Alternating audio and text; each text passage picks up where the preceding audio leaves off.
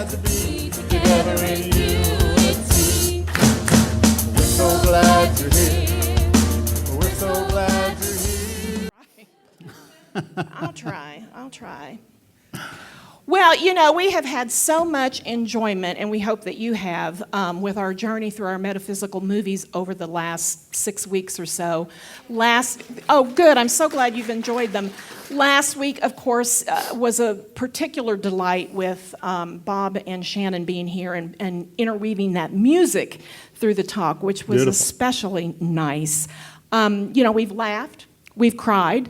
We've cracked open some deep truths about awakening. But guess what? The series isn't over. What? Because the most important film hasn't ended.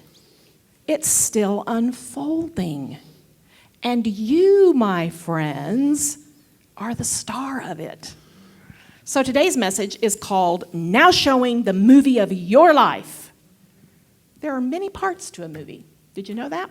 Yeah, there's so much more going on when we go to the big screen. There's so much that has gone into that movie, right? There's the script. There's the cast. There's the director. So much. And when it's all filmed, it gets edited. And some scenes end up on the cutting room floor, right? So this morning, we're going to start with Act 1, which is the script. Tell us about it. The script. What are you telling yourself?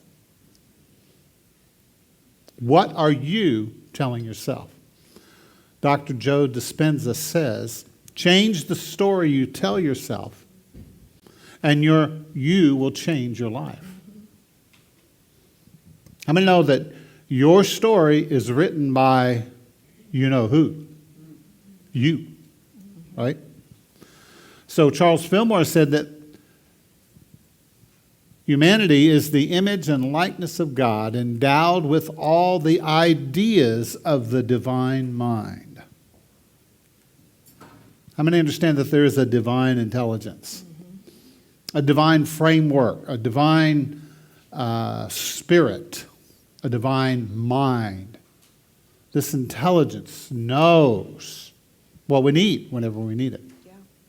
And we all have a script running in the background about who we are or who we think we are, what's possible, and what our role is in our story. So last week we talked about Groundhog Day. And Phil kept repeating the same day until he learns a new way to be. How many understand that that's how people are? They stay stuck in their pattern until they stop, assess, and decide to go in a new direction. Do you know the word repentance in the Bible, in the Greek, is metanoia, and it means to change your mind and go in a new direction, right? So, some of us are starring in our own private sequels of Groundhog Day. Day 7, 12, 30. Where are you at? Is every day the same? Or are you writing a new story? Are you changing the storyline a little bit? So ask yourself, is your script written from the soul's perspective or from the fear perspective? Rub your chin. Yes, contemplate that thought. Are you coming from the soul or are you coming from your fear? That's a good question. Yeah. Always a good question to ask yourself. Yeah. So we invite you to reflect. And if your life was a movie, what genre would you be right now? You ever think about it? Would it be a drama? Oh, somebody bring me my Oscar. Would it be a comedy? Mine's a comedy, if you didn't know. A documentary narrated by your inner critic? Say with me, ooh. every great film has rewrites. It's okay to rewrite the story. Isn't that great? You're free to rewrite as much as you want. I was listening to a documentary one time about this fabulous movie that had been made, and the writer was talking about, he didn't know where it was going exactly, but he kind of had an idea. And he said he would keep rewriting it until the day before so that the actors could get the scripts, so that they could rehearse and remember their lines. Isn't that amazing? He just kept rewriting until it was time for the actual show. Yeah. So every hero has a turning point. Have you had your turning point yet, Mr. Hero or Shero? We got heroes and sheroes this morning, right?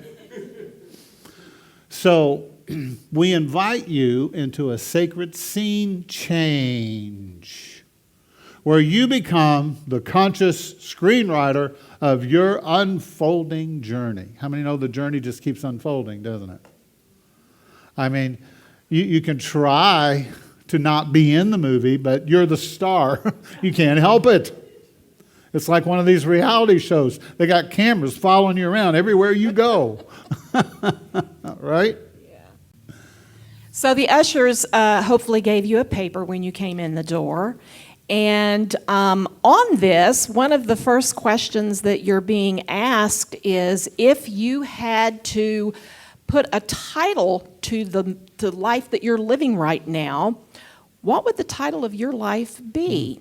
So you can give that some thought as we move along in the talk this morning. And then what genre are you living in right now? James mentioned that he's living in a comedy. Some of us are living in a thriller. Some of us are living in a fantasy, right? So give that some thought. What about a horror? Yeah, well, yeah. Give that some thought. So Act 2, we've got the script, and now we put it in the hands of the cast. The cast. So who gets the speaking roles in your mind? Remember one of the movies we were talking about, I think it was Inside Out, about that group that hangs out at the table of your mind and they all have input? The committee. The committee, right? So who gets the speaking roles in your mind? Some of us have given that inner critic top billing. They're the loudest at the table. Others are stuck playing supporting roles in someone else's film, right? I once knew a woman who referred to her anxiety as the narrator. And I thought, yeah, she said he never stops talking, and there's always a plot twist. And I thought, that is so true. Like the ego we've talked about before, that same voice that tells you you've had a rough day, eat the chocolate cake, you deserve it, is the same one that turns around and says, you silly, silly person, why did you do that? Right? There's always that little twist. And once she realized that she could choose who narrated her life, then she could change it. So it's like when we realize what the voices are that are speaking up at our table, who's getting the lead roles, who's speaking, then we can work to change that if it's something we need to change. So again, back to that movie Inside Out. You remember Riley, her inner voices of emotions were trying to take over her internal movie.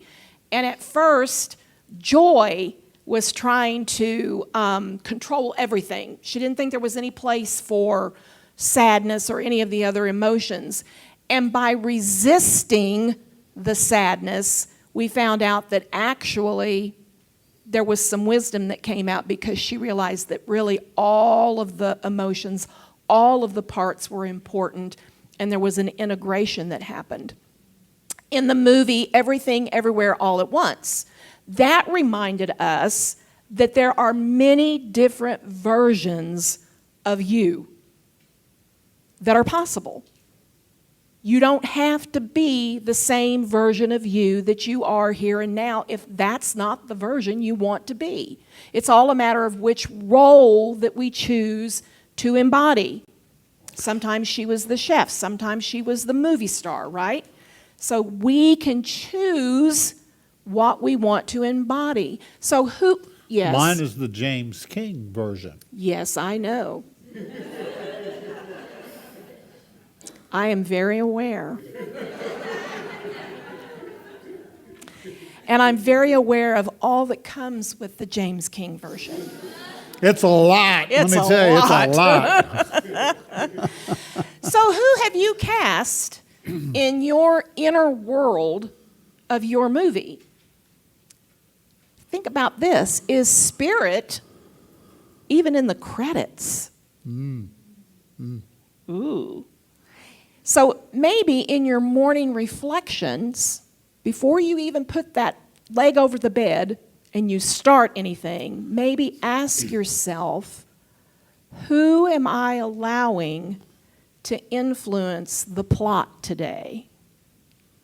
Am I going to allow ego, or am I going to allow spirit? Because for most of us, that needs to be a conscious choice. Because many of us are running on autopilot, right? Ego on autopilot. And it needs to be a conscious, thoughtful decision that today I'm going to allow my movie to be run by Spirit. Yes. Spirit will influence the plot today. If you want a good story. If you want a good story. If you don't want a good just life, the same thing right? every day. So the chair you're now sitting in is called the director's chair. Did you know that? Yeah. You are sitting right now in the director's chair. Every chair you sit in is the director's chair. So who's calling the shots? Imagine a director's chair on the stage here. You've seen them. You know what I'm talking about. Labeled Christ consciousness. Okay? Christ consciousness. Or spirit. Or God. Or divine presence. How many understand that God is not hung up on what you call the divine? That's right. Right? That's a human thing. That's very human. What is God's proper name? Well, we made it all up anyway. All the different names. Because they're in English, they're in French, they're in Spanish, you know what I mean? And we made that up. Okay? It's just a way for us to connect with. And so that's why I'm James, so that you don't just look at me and say, hey, you, right? So, but we're not meant to drift through the scenes. The awakened mind steps into conscious authorship. You are the storyteller of your experience. You tell the story of the way you want it, right? Rather than the way that you don't. Every time you speak, you're telling your story. You know? Well, let me just tell you about my arthritis. It's so bad. Arthur was really after me yesterday. Change the channel. Oh. That's of no interest. Well, let me tell you about my wife. Change the channel. Let me tell you about my kids. Ah! Right? Yep. Let me tell you about my dog or whatever, you know. What are we talking about? What are we doing? We're telling the story of our lives. Do we want everything to be all about complaining? Is that the story? Is that the story we want? Or is it a story of gratitude and gratefulness and appreciation for life? I'm grateful for my wife, right? She feeds me. Isn't it lovely? She's so beautiful. She's so wonderful. Yeah. I appreciate, life, because life, what you appreciate grows. And what you don't appreciate begins to fade away. Yeah. Say with me, aha. That's a revelation right there. So, in unity, a unity insight is through the Christ mind we see rightly and direct wisely. Direct wisely. Now, how should I approach this scene here with this person, this grumbling complainer in my life who every time I talk with them, they bring me down. Debbie Downer. Maybe you've met her. Right? What do you do? What do you do in that scene? Well, how many know you can change the energy? You can change the energy. Right? And move them in a new direction. What do? You point over here and you say, "Squirrel!" Look at that squirrel.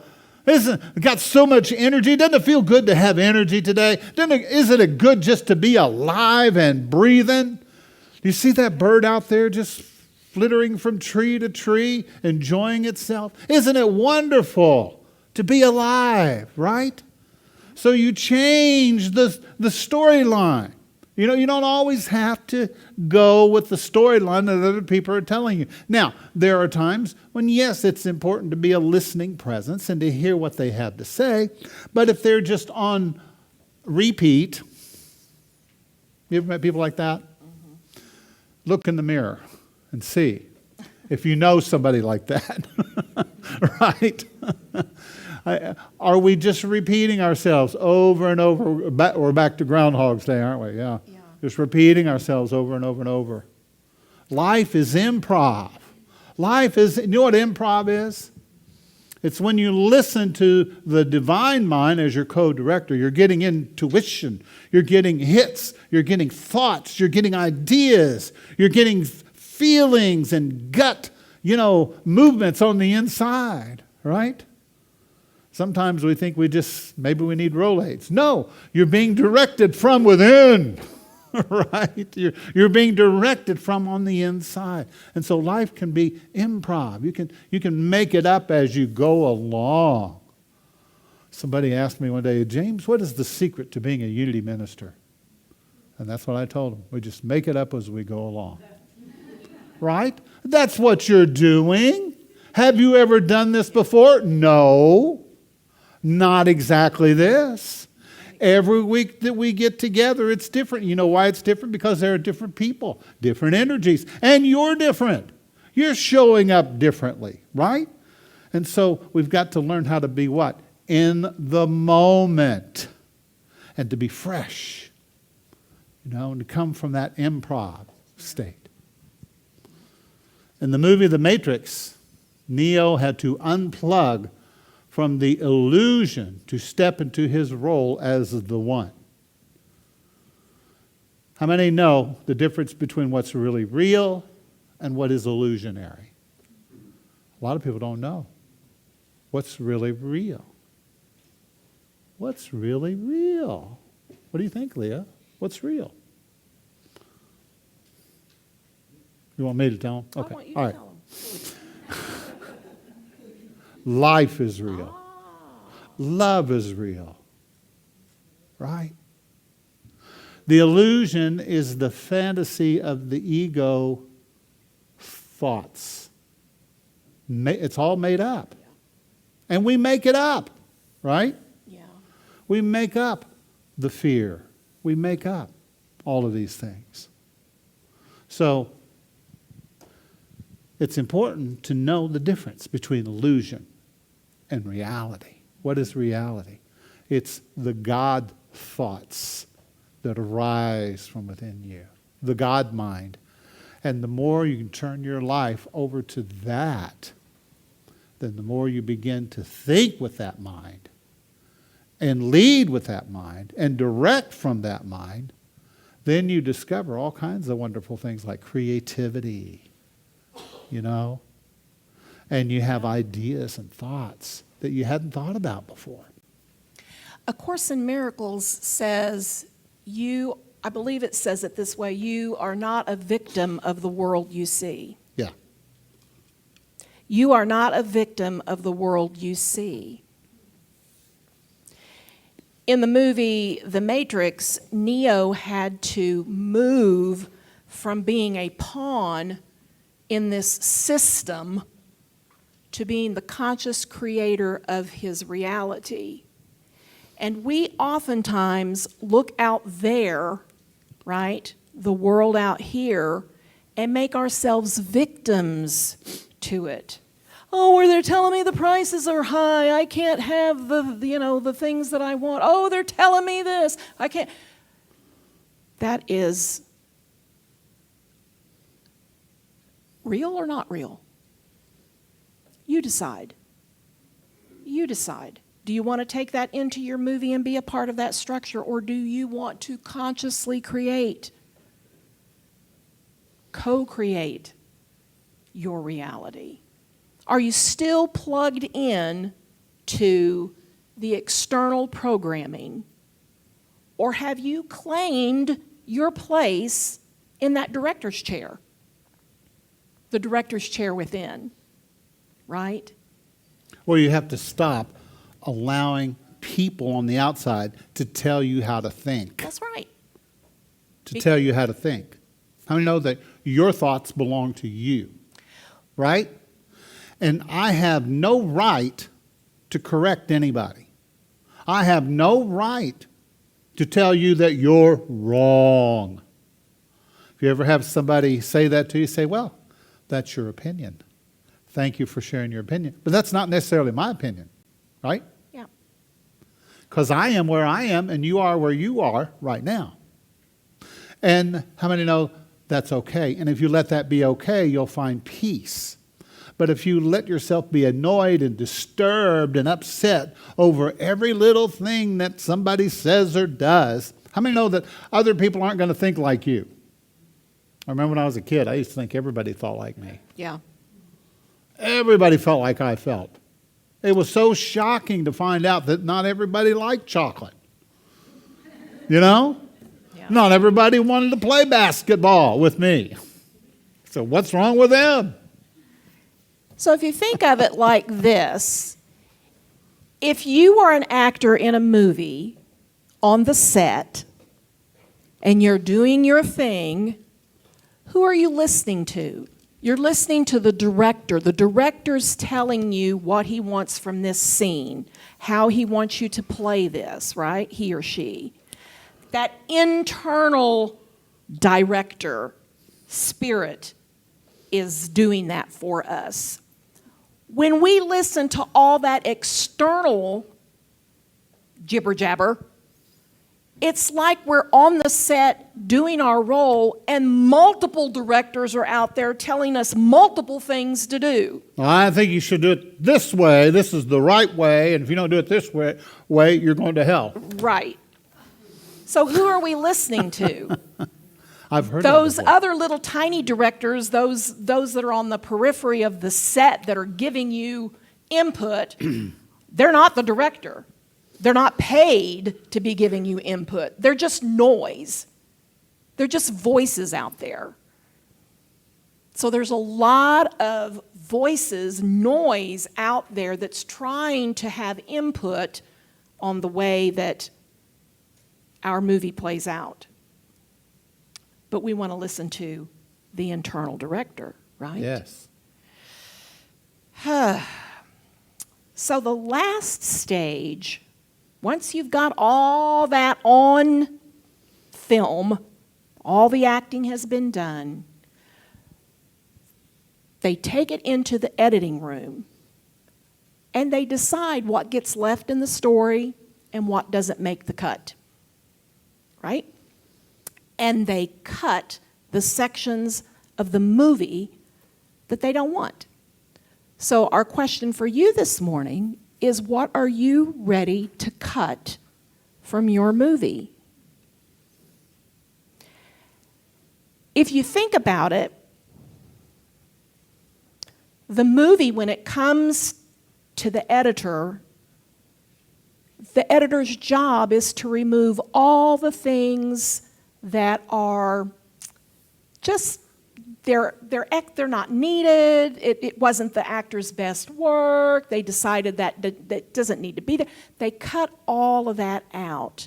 And when they put it together and they have the film to show us, it's something hopefully beautiful. Could be horror, could be fantasy, whatever, right? but they have a complete story with all of the best scenes, in their opinion, right? Editing really is holy, sacred work. You don't have to carry, nor do you need to carry, every scene forward. There are some scenes going on in your movie of life, perhaps right now, that you don't need to carry forward. Some of those scenes just need to be left on the cutting room floor. We let go of something and then we pick it back up often. Right? You have to stay with the new story so that eventually it replaces the old story. You cut that thing, you let it fall, and you don't pick it back up. You keep moving in the direction of the new story. So what are some things that we might want to cut? And you've got a line there. What scene or storyline are you ready to let go of or rewrite? Well, maybe it's an old guilt scene. Something you've done that you feel really bad about, and it plays over and over and over in your mind. That would be a good thing to cut.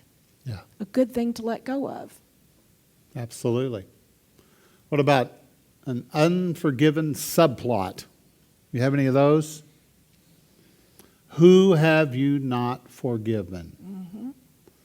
You can tell because they always rise in your thinking at strange times, right?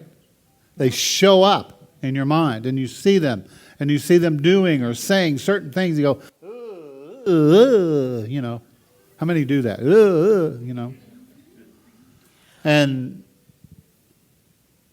Or it could be you. It could be you. Oh, that's a big one. Yeah. Because much of the time, that is where we hold so Right. much unforgiveness is Yeah. towards ourselves, right? And along with that, how about the self-doubt monologues that we go through? Oh, I can't do that. I'm afraid. I'm unworthy, right? Or I use any number of other things as an excuse to feed that voice at my table, to feed those doubts. Yeah. So in Groundhog Day, Phil was stuck in the same scene until he made a different choice. Make a new choice. It's really as simple as that. I'm not saying it's as easy as that. I'm saying it's as simple as that. Make a new choice. And then, when that piece falls on the cutting room floor, leave it there and continue to move forward with the new story. That's right. Right? So Phil had to let go of selfishness. He had to cut cynicism. He had to cut despair. All of that from his life script in order to find a new one. And at the end of the movie, you remember his life then was filled with kindness and love. It's the kind of life that he wanted. So we want to feast on the love and kindness side of life. Right? I do. Do you? Yeah. So, what old loops are you reliving? And what are you ready to edit out? Say, well, how do you edit something in your brain? You see, your brain is this mushy thing. And it's filled with all kinds of little wrinkles. How many know that your brain is wrinkled and has grooves in it? And so when you think a thought over and over again, you create literally a groove pattern inside of that brain. Yep. And so it's like a record. Whenever you're sitting quiet, your brain automatically goes to that, and you hear and then you hear the music come on. Or you hear the story being told. You hear the words coming up, right? Because you have that groove in your brain. Say with me, my brain is groovy. Literally. Yeah. And so you have to create a new groove. What was that movie years ago? Stella got her groove back, you know.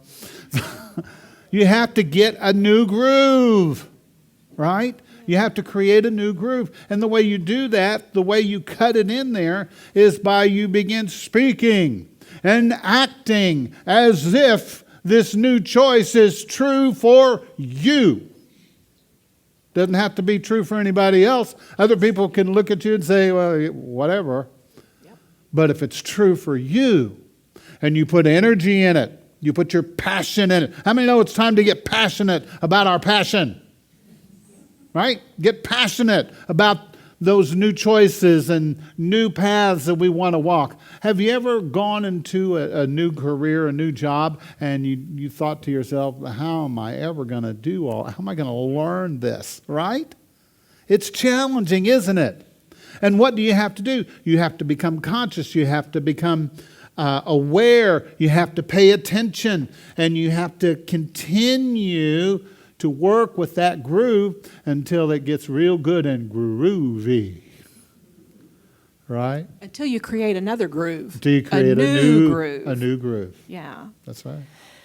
So this morning, we would like for you to take just a moment to identify one story that you keep replaying. Where is your needle stuck in that groove? And are you willing to cut it? Or do you secretly like it and you still get some juice from it? Ooh. Yeah, I kind of like being the annoyer. Yeah, because we have to be willing to let go of it, right? Right. We have to ask ourselves, am I truly done with this? Am I truly finished with this? So yeah, maybe identify one story that you keep replaying and ask yourself if you're ready to cut it. Are you done with it? So you're not here to relive old scripts. You're here to write a new scene infused with spiritual courage, grace, and joy. So the last question on your paper, the new direction for your life. What is your new movie going to look like? What's the one thing you want to bring into your script? Matthew 5:14 says, you are the light of the world. How are you going to be the light of the world? What are you going to bring in to your movie, into who you are? You know, Barbie in that movie, she had to move from that world of plastic perfection that she was in to a deeper, real, meaningful, and soulful life. She had to choose the uncertainty in her self-discovery over that manufactured and plastic identity that she had. It took courage for her to do that. It takes courage sometimes for us to write a new script, for us to write a new act in our script. So like her, we're not here to stay boxed in.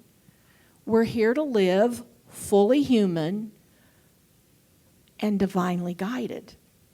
Yeah. We have a fully human experience that's divinely guided by that inner director. Yeah? So as we close this morning, just turn your attention to your sheet there that we gave you and think about those questions. Jot down some ideas that you have.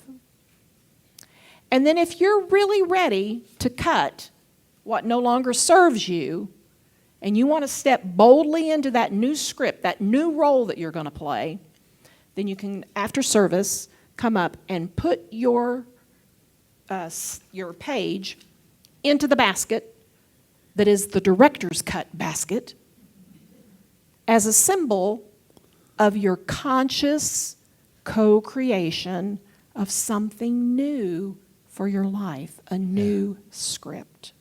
Okay? And your handout for today is on the back table as you exit if you would like to get one. All right? So the question is, who are you now. What is most exciting and joyful to you right now? Yeah. Allow yourself to relax for just a moment.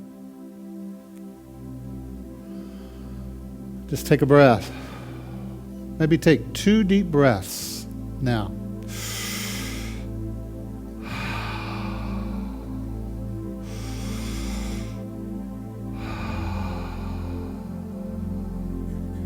When you do that, you're breathing oxygen into your brain, stimulating, awakening your brain power to be that perfect receptor that it can be for divine thought, for new ideas, for new ways of understanding. Perhaps you've walked down a road and it seems like it's the same road every day, same patterns. Are you ready now to move in a new direction? There is a spiritual intelligence inside of you that wants to show you a better way, a higher way,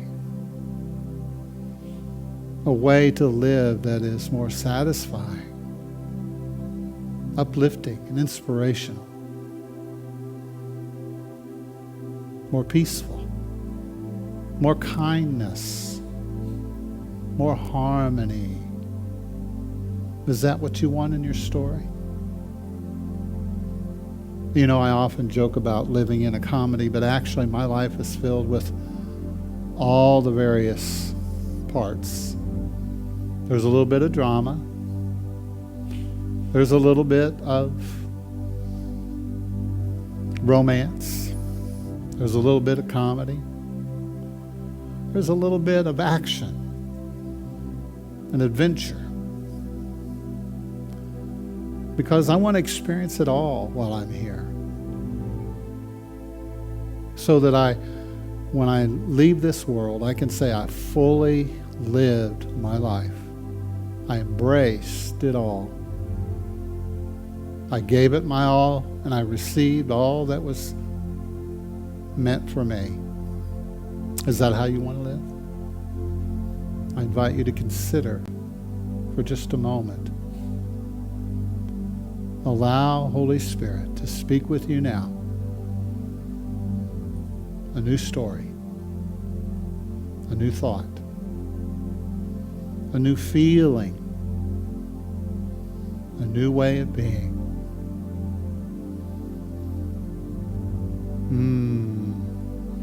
So breathe now.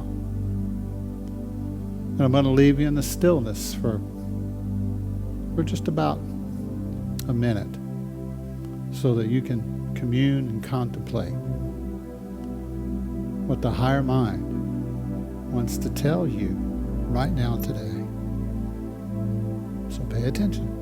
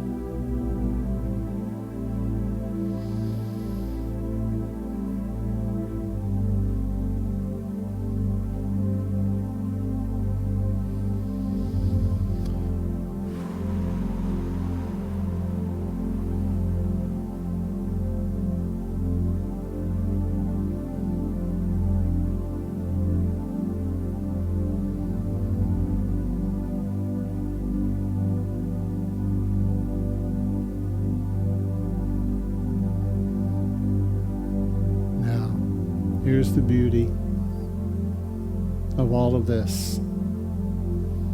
Whatever choice you make, whatever comes to you in the moment, you can change it. You can change it tomorrow, the next day. If you try on something and it doesn't work for you, you can take it back off and find something else that fits and works for you. Isn't that great? So there's really no mistakes. It's all just a process of learning and growing and becoming more and more who we were meant to be, being comfortable in our own skin, being awake and aware and alert to what's really going on in the inside. And so right now I would like to bring your attention to your loved ones, your family, your friends. If you know of someone that would need prayer this morning, I invite you to maybe say their name aloud, softly, and hold space for them this morning, sacred space, surrounding them with love and with care, surrounding them in the light of God. We know that there are those that are going through challenges in their lives. It could be a physical challenge. May you have the inspiration and the guidance you need to step forward into your health and healing. We declare that you are a child of God. And we see you free. We see you whole. We see you well. Perhaps you need a financial blessing. Well, open up this morning, because there is plenty of abundance that is meant for all of us. Open your heart. Receive those divine ideas and then act upon them, and you'll find yourself having what you need when you need it, doing what you need to do when you need to do it. Perhaps there's a relationship situation, challenge, or question. Just give it to Spirit. And then come from a place of love, from a place of care, from a place of wisdom. And you'll find the answers that you seek for your life, for your relationship. And so we ask and we declare healing, health, wisdom, understanding, and blessing this day for each and every one of us and all of those that we are holding in this moment. We bring our nation and our world into our prayers today.